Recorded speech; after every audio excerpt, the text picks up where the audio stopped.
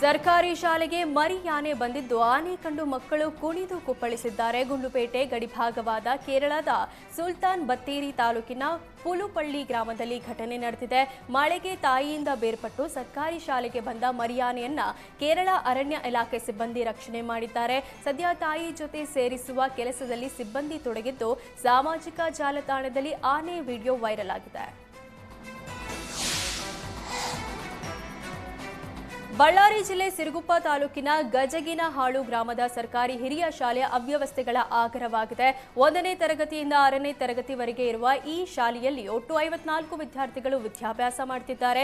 ಇನ್ನು 6 ತರಗತಿಗಳಿದ್ರೂ ಕೇವಲ 3 ಕೊಠಡಿಗಳು ಮಾತ್ರ ಈ ಶಾಲೆಯಲ್ಲಿ ಇದೆ. ಮಳೆ ಬಂದಾಗ ಕೊಠಡಿಗಳು ಸೋರ್ತಿದ್ದು ಪ್ರಾಣ ಭಯದಲ್ಲಿಯೇ ಮಕ್ಕಳು ಪಾಠ ಕೇಳುವ ಸ್ಥಿತಿ ಸನ್ನಿವೇಶ ನಿರ್ಮಾಣವಾಗಿದೆ. ಶಾಲೆ ದುರಸ್ತಿ ಮಾಡುವಂತೆ ಪೋಷಕರು ಶಿಕ್ಷಕರು ಎಷ್ಟೇ ಬಾರಿ ಮನವಿ ಮಾಡಿದ್ರೂ ಕ್ಯಾರೆ ಅಂತಿಲ್ಲ.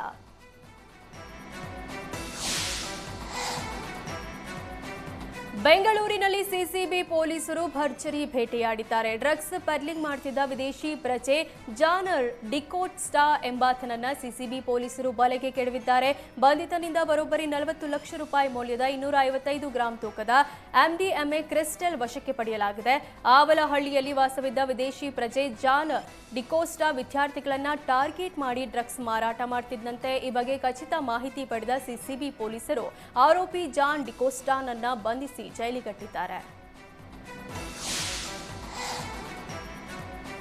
ವಿವಿಧ ಬೇಡಿಕೆಗಳ ಈಡೇರಿಕೆಗೆ ಆಗ್ರಹಿಸಿ ಬೆಂಗಳೂರಿನ ಫ್ರೀಡಂ ಪಾರ್ಕ್ನಲ್ಲಿ ಹಾವು ಹಿಡಿಯೋರು ಪ್ರತಿಭಟನೆ ನಡೆಸಿದ್ದಾರೆ. ರಾಜ್ಯದ ಮೂಲೆ ಮೂಲೆಗಳಿಂದ ಆಗಮಿಸಿರುವ ಹಾವು ಹಿಡಿಯೋರು ಸರ್ಕಾರದ ವಿರುದ್ಧ ಧಿಕ್ಕಾರ ಕೂಗಿ ಆಕ್ರೋಶ ಹೊರಹಾಕಿದ್ರು.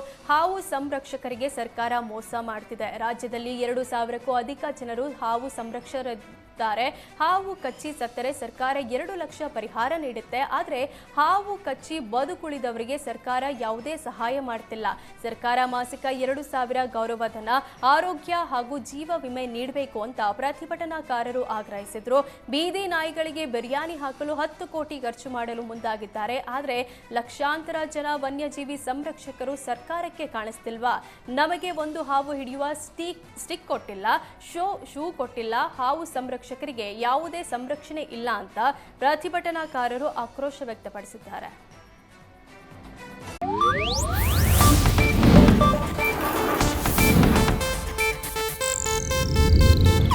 ಇದು ಏಷ್ಯಾನೆಟ್ ನ್ಯೂಸ್ ನೆಟ್ವರ್ಕ್ ಪ್ರಸ್ತುತಿ.